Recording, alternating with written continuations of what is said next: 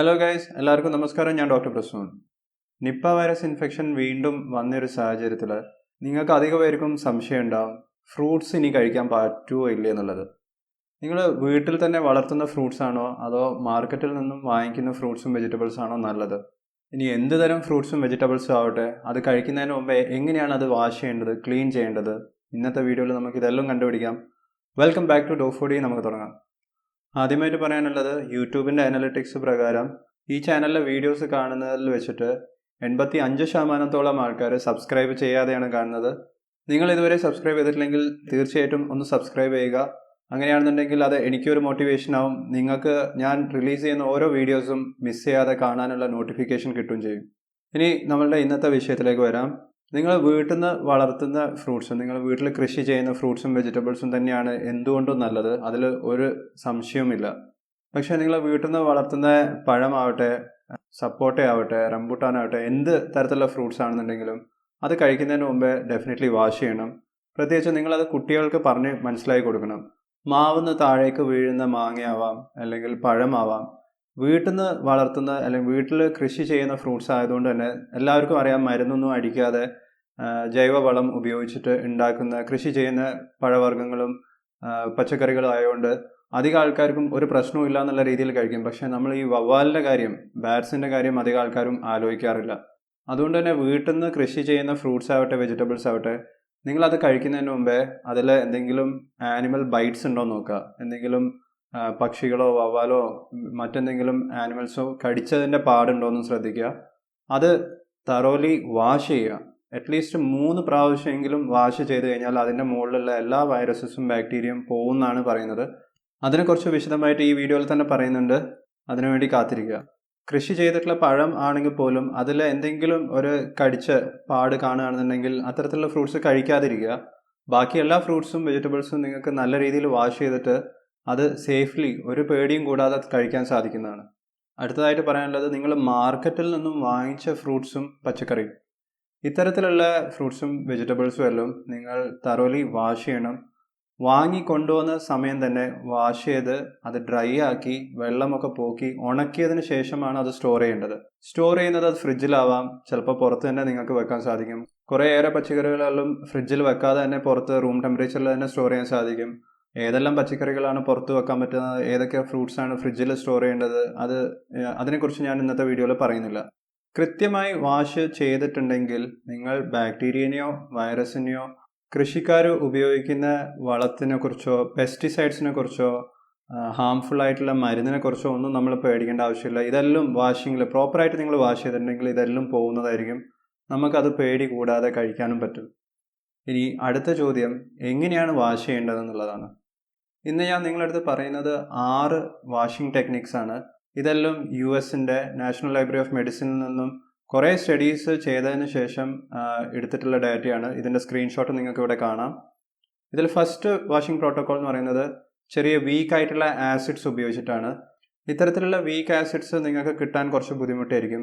Per acetic ആസിഡും per citric ആസിഡും ഉപയോഗിച്ച് ആ ആസിഡ് സൊല്യൂഷനിൽ 3 മിനിറ്റ് മുക്കി വെച്ചതിന് ശേഷം അത് വെള്ളത്തിൽ കഴുകി വൃത്തിയാക്കിയിട്ട് ഉപയോഗിക്കാമെന്നാണ് പറയുന്നത്.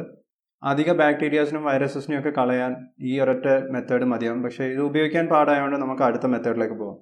വാഷിംഗ് പ്രോട്ടോക്കോൾ നമ്പർ 2 എന്ന് പറഞ്ഞാൽ എളുപ്പത്തിൽ ഏതൊരാൾക്കും വീട്ടിൽ തന്നെ ചെയ്യാൻ സാധിക്കുന്നതാണ്. ഇത് നിങ്ങൾ പോലും അറിയാതെ ചിലപ്പോൾ ചെയ്തിട്ടും ഉണ്ടാവും. നിങ്ങൾ സാധാരണ ടാപ്പ് വാട്ടർ, നിങ്ങളുടെ കിച്ചണിൽ വരുന്ന ടാപ്പിൽ നിന്നും കളക്ട് ചെയ്യുന്ന വെള്ളം ഒരു ബൗളിൽ കളക്ട് ചെയ്യുക. അതിൽ 3 മിനിറ്റ് തന്നെ ആവണം. 3 മിനിറ്റ് അതിൽ ഇമേഴ്സ് ചെയ്ത് വെക്കുക, അല്ലെങ്കിൽ ആ 3 മിനിറ്റ് അതിലിട്ട് വെക്കുക. ഫ്രൂട്ട്സ് ആവട്ടെ വെജിറ്റബിൾസ് ആവട്ടെ, അങ്ങനെ ഇട്ട് വെച്ച് കഴിഞ്ഞാൽ ഇത് വാഷിംഗ് പ്രോട്ടോക്കോൾ നമ്പർ 2 ആയി. ഇതും ഇഫക്റ്റീവ് ആണെന്നാണ് പറയുന്നത്.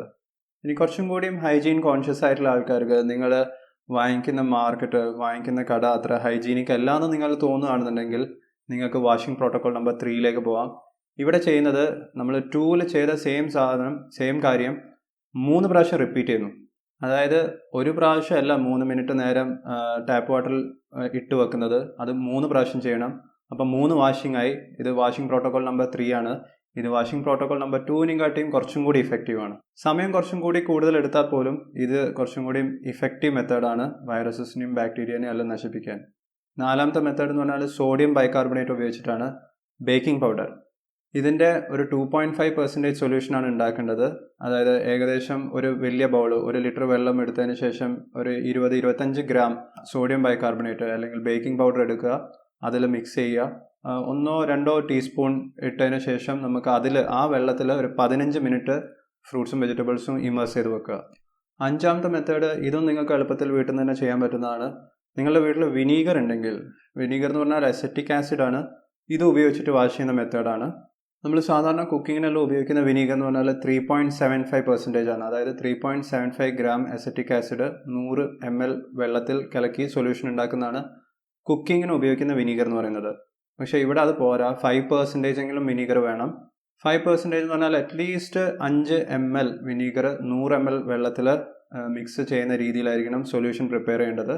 ഇങ്ങനെ പ്രിപ്പയർ ചെയ്യുന്ന സൊല്യൂഷനിൽ 3 മിനിറ്റ് ഫ്രൂട്ട്സും വെജിറ്റബിൾസും ഇമേഴ്സ് ചെയ്ത് വെക്കുകയാണെന്നുണ്ടെങ്കിൽ അതും വളരെയധികം ഇഫക്റ്റീവ് ആയിട്ടുള്ള ഒരു മെത്തേഡാണ്. അവസാനത്തെ മെത്തേഡ് എന്ന് പറയുന്നത് സോഡിയം ഹൈപ്പോക്ലോറൈഡ് സൊല്യൂഷൻ ഉപയോഗിച്ചിട്ടാണ്. സോഡിയം ഹൈപ്പോക്ലോറൈഡ് എന്ന് പറഞ്ഞാൽ പേര് കേട്ടിട്ട് പേടിക്കണ്ട. ബ്ലീച്ചിങ് പൗഡർ ഉണ്ടാക്കി നമ്മൾ ഉണ്ടാക്കുന്ന സൊല്യൂഷൻ, അതിൻ്റെ തെളിഞ്ഞ വെള്ളം, അതിനെയാണ് ഹൈപ്പോക്ലോറൈഡ് സൊല്യൂഷൻ എന്ന് പറയുന്നത്. നിങ്ങളുടെ കിണറിലെ വെള്ളം ഡിസിൻഫെക്റ്റ് ചെയ്യാൻ ഈ സൊല്യൂഷൻ ഉപയോഗിക്കാം. പ്രളയമൊക്കെ കഴിഞ്ഞിട്ടുണ്ടെങ്കിൽ നിങ്ങളുടെ വീട് കംപ്ലീറ്റ് ആയിട്ട് വൃത്തിയാക്കാൻ, ഡിസിൻഫെക്റ്റ് ചെയ്യാൻ ഈ സൊല്യൂഷൻ ഉപയോഗിക്കാം. നിങ്ങളുടെ വീട്ടിലാരെങ്കിലും കോവിഡ് പോസിറ്റീവ് ആയതിനു ശേഷം ഐസൊലേഷനിൽ നിന്നു, അവർ ഐസൊലേഷൻ കഴിഞ്ഞതിന് ശേഷം അവർ ഉപയോഗിച്ച സാധനങ്ങൾ, റൂം, അതെല്ലാം വൃത്തിയാക്കാനും ഈ സൊല്യൂഷൻ ഉപയോഗിക്കാം. ഇതെങ്ങനെയാണ് പ്രിപ്പയർ ചെയ്യേണ്ടതെന്ന് ഞാൻ ഇതിന് മുമ്പേ ഉള്ളൊരു വീഡിയോയിൽ വിശദമായിട്ട് പറഞ്ഞിട്ടുണ്ട്. ഈ വീഡിയോ കണ്ടതിന് ശേഷം ആ വീഡിയോയും കൂടി ഒന്ന് കാണാം. അപ്പം ഫ്രൂട്ട്സ് ആൻഡ് വെജിറ്റബിൾസിൻ്റെ കാര്യത്തിൽ വരുമ്പോൾ 15 മിനിറ്റ് ഇത്തരത്തിൽ പ്രിപ്പയർ ചെയ്തിട്ടുള്ള ഹൈപ്പോക്ലോറൈഡ് സൊല്യൂഷനിൽ മുക്കി വെക്കണം. അങ്ങനെ ഇട്ട് വെച്ചതിന് ശേഷം അത് സാധാരണ ടാപ്പ് വാട്ടറിൽ ക്ലീൻ ആക്കും വേണം. വെറുതെ ഇട്ട് വെച്ചിട്ട് പിന്നെ നമ്മൾ യൂസ് ചെയ്ത് ഇട്ട് വെച്ചതിന് ശേഷം ടാപ്പ് വാട്ടറിൽ കഴുകി വൃത്തിയാക്കിയതിന് ശേഷം നമുക്ക് ഉപയോഗിക്കാം. ഇതിൽ ഏറ്റവും ഇഫക്റ്റീവ് ആയിട്ടുള്ളത് 1st 6th മെത്തേഡാണ് പറയുന്നത്. അത് ബാക്ടീരിയൻ്റെ കാര്യത്തിൽ, സാൽമോണല്ല എന്ന് പറഞ്ഞാൽ ടൈഫോയിഡ് ഉണ്ടാക്കുന്ന ബാക്ടീരിയനെ നശിപ്പിക്കാൻ, ലിസ്റ്റീരിയ, പിന്നെ നമ്മളുടെ മനുഷ്യന്മാരുടെ മലത്തിൽ കാണുന്ന തരത്തിലുള്ള കുറച്ച് ബാക്ടീരിയ ഉണ്ട്. ഈക്കോളായി നിങ്ങൾ കേട്ടിട്ടുണ്ടാകും. എയറോമോണാസ് എന്ന് പറഞ്ഞ ബാക്ടീരിയ, ഇതിനെല്ലാത്തിനും നശിപ്പിക്കാൻ 1st 6th മെത്തേഡാണ് ഏറ്റവും നല്ലതെന്നാണ് പറയുന്നത്. പക്ഷേ ഇതൊന്നും ഇല്ലെങ്കിൽ പോലും 2nd മെത്തേഡ്, അതായത് വെറും ടാപ്പ് വാട്ടറിൽ 3 മിനിറ്റ് ഇട്ട് വെക്കുന്നതും അത് 3 പ്രാവശ്യം റിപ്പീറ്റ് ചെയ്യുന്നതും, ആ 2 മെത്തേഡും ഇഫക്റ്റീവ് ആണെന്നും പറയുന്നുണ്ട്.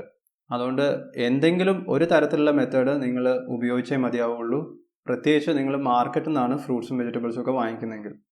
ഇതിൻ്റെ ബോണസായിട്ട് ഒരു മെത്തേഡും കൂടി പറയാം.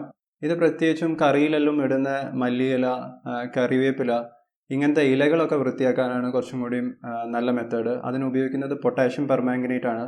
ഇതും US-ൻ്റെ നാഷണൽ ലൈബ്രറി ഓഫ് മെഡിസിനിൽ വന്നിട്ടുള്ള ഒരു സ്റ്റഡിയാണ്. അവർ സ്റ്റഡി നടത്തിയത് 2016 ഉടുപ്പി ജില്ലയിലായിരുന്നു, കർണാടകയിൽ. കൊറിയാൻഡർ ലീവ്സ് അല്ലെങ്കിൽ മല്ലിയില ഉപയോഗിച്ചിട്ടുള്ള സാമ്പിൾസിലാണ് ഇവർ സ്റ്റഡി നടത്തിയത്. 0.1% പൊട്ടാഷ്യം പെർമാംഗനേറ്റ് ഉപയോഗിച്ച് കഴുകി വൃത്തിയാക്കിയ മല്ലിയിലേൻ്റെ സാമ്പിളിലൊന്നും ഈ പറയുന്ന സാൽമോണല്ല, എയറോമോണാസ്, ഈക്കോളൈ അങ്ങനത്തെ ബാക്ടീരിയാസ് ഒന്നും ഉണ്ടായിരുന്നില്ല. പക്ഷേ പൊട്ടാഷ്യം പെർമാംഗനേറ്റും നിങ്ങൾക്ക് വീട്ടിൽ വാങ്ങിച്ച് സ്റ്റോർ ചെയ്യാനും അത് കിട്ടാനും ചിലപ്പോൾ കുറച്ച് ബുദ്ധിമുട്ടായിരിക്കും. അതുകൊണ്ട് തന്നെ ആദ്യം പറഞ്ഞ 6 മെത്തേഡ്സിൽ ഏതെങ്കിലും ഒന്ന് ഫോളോ ചെയ്യുന്നതായിരിക്കും നിങ്ങൾക്ക് നല്ലത്. അവസാനമായി കോഴിക്കോട് റിപ്പോർട്ട് ചെയ്തിട്ടുള്ള ഒരു നിപ്പ മരണം കാരണം നിങ്ങൾ ഫ്രൂട്ട്സ് കഴിക്കാതിരിക്കരുത്. നിപ്പ കൺട്രോൾ ചെയ്യാൻ ഇത്രയും ശ്രദ്ധിച്ചാൽ മതി. ഏത് ഫ്രൂട്ട്സ് കഴിച്ചാലും വരുന്നുള്ള രീതിയിലൊന്നുമല്ല നിപ്പ വൈറസ് ഇൻഫെക്ഷൻ. പക്ഷേ ബാറ്റ്സ്, മറ്റ് ഇൻഫെക്റ്റഡ് ആയിട്ടുള്ള ആനിമൽസ് കടിച്ചിട്ടുള്ളതോ അവരുടെ ഇൻഫെക്റ്റീവ് മെറ്റീരിയൽ ആയിട്ടുള്ള ഫ്രൂട്ട്സോ വെജിറ്റബിൾസോ നമ്മൾ നിലത്തു നിന്നൊക്കെ പെറുക്കി കഴിക്കുകയാണെന്നുണ്ടെങ്കിലാണ് ഇൻഫെക്ഷൻ വരാനുള്ള ചാൻസസ് കൂടുതലുള്ളത്. നിങ്ങൾ ഫ്രൂട്ട്സ് കഴുകി വൃത്തിയാക്കിയതിന് ശേഷം അതിൻ്റെ തിൻ സ്കിൻ ആണെങ്കിൽ, ആപ്പിളോ മുന്തിരി, അതിൻ്റെയൊക്കെ സ്കിന്ന് കളഞ്ഞിട്ട് കഴിക്കുകയാണെന്നുണ്ടെങ്കിൽ കുറച്ചും കൂടി നല്ലതാണ്. അതുപോലെ തന്നെ ഫ്രൂട്ട്സ് കഴിക്കുന്നതിന് മുമ്പേ അതിൻ്റെ മുകളിൽ ബൈറ്റ് മാർക്സ് ഉണ്ടോ എന്ന് ശ്രദ്ധിക്കുക. അങ്ങനെ ബൈറ്റ് മാർക്സ് ഉണ്ടെങ്കിൽ ആ ഫ്രൂട്ട്സ് കഴിക്കാതിരിക്കുക. നിപ്പ വൈറസ് ഇൻഫെക്ഷൻ നിങ്ങൾക്ക് കിട്ടാതിരിക്കാൻ നിങ്ങൾക്ക് ചെയ്യാൻ പറ്റുന്ന മറ്റു കുറച്ച് കാര്യങ്ങൾ എന്ന് പറഞ്ഞാൽ, നിങ്ങളുടെ വീട്ടിലുള്ള കിണർ നല്ല രീതിയിൽ മൂടി വൃത്തിയാക്കി സൂക്ഷിക്കുക. അതുപോലെ തന്നെ നിങ്ങളുടെ വീട്ടിൻ്റെ മുകളിലുള്ള വാട്ടർ ടാങ്ക്, വെള്ളം സ്റ്റോർ ചെയ്യുന്ന ഏതൊരു സ്ഥലവും കവേർഡ് ആയിരിക്കണം, ക്ലീൻ ആയിരിക്കണം. ടോഡി അല്ലെങ്കിൽ കള്ള് കുടിക്കുന്ന ആൾക്കാർ പ്രത്യേകം ശ്രദ്ധിക്കുക. ഇത് ബ്രൂ ചെയ്യുന്നത്, ഇത് ഉണ്ടാക്കുന്നത് തുറന്ന് വെച്ചിട്ടുള്ള ഒരു സാഹചര്യത്തിലാണ്. അങ്ങനെ തുറന്ന് വെച്ചിട്ടുള്ള ഒരു സിറ്റുവേഷനിൽ ബാറ്റ്സ് വഴി, വവ്വാൽ വഴി ഇത് കണ്ടാമിനേറ്റഡ് ആവാനുള്ള ചാൻസസ് കൂടുതലാണ്, പ്രത്യേകിച്ചും ഫ്രൂട്ട് ബാറ്റ്സ് കൂടുതലുള്ള ഏരിയയിൽ. ഇത് സാധാരണ കള്ളും മാത്രമല്ല, പനങ്കള്ളും പ്രത്യേകം ശ്രദ്ധിക്കണം. അതുപോലെ തന്നെ വെള്ളം കുടിക്കുമ്പോൾ നിങ്ങൾ തിളപ്പിച്ച വെള്ളം തന്നെ കുടിക്കാൻ ശ്രദ്ധിക്കുക. ഇപ്പോഴത്തെ കോവിഡ് സാഹചര്യത്തിൽ നമ്മൾ മാസ്ക് ധരിക്കുന്നതുകൊണ്ടും കൈയിൻ്റെ വൃത്തി, കൈ നല്ല രീതിയിൽ നമ്മൾ സോപ്പിട്ട് കഴുകാൻ പഠിച്ചതുകൊണ്ട് തന്നെ നിപ്പ വൈറസ് ഇൻഫെക്ഷനെ കൂടുതൽ ഭയക്കേണ്ട ആവശ്യമില്ല. പക്ഷേ നമ്മളെല്ലാവരും കെയർഫുൾ ആയിരിക്കണം.